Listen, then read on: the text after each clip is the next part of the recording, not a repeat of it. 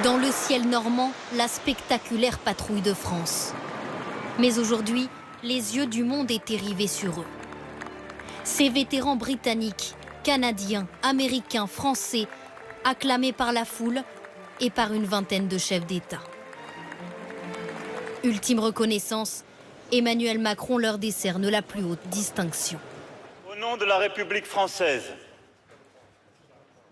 nous vous faisons chevalier de la Légion d'honneur. Malgré leur âge, ils tiennent à se lever. Les voilà décorés à Omaha Beach, là où 80 ans plus tôt, ils ont fait basculer le cours de l'histoire et le destin de la France. Comme en 1944, c'est aux premières lueurs de l'aube que ce D-Day a débuté. La reconstitution se fait devant une foule fascinée. Certains se sont levés à 2 h du matin pour voir la grande histoire se rejouer devant leurs yeux. C'était une belle occasion de venir rendre hommage à tous ceux qui ont donné leur vie pour la France, libre. Dans les rues des villages normands, 1 million de visiteurs. L'esprit du débarquement semble plus actuel que jamais. Cette année, c'est exceptionnel. Jamais vu autant de monde.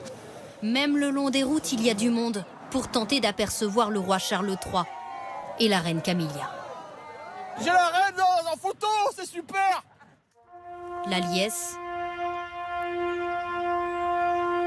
et le recueillement au mémorial de Vers-sur-Mer.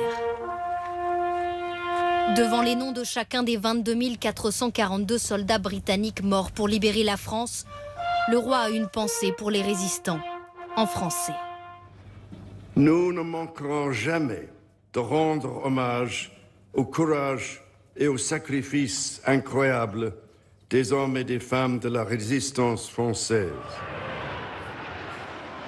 La Royal Air Force fend le ciel, tandis qu'à Colville-sur-Mer, Joe Biden salue les vétérans américains. Ce soir, sur les côtes normandes, certains visiteurs semblent ne pas vouloir partir. C'est inoubliable. Il faut que ça reste en mémoire de tout le monde, même aux plus jeunes.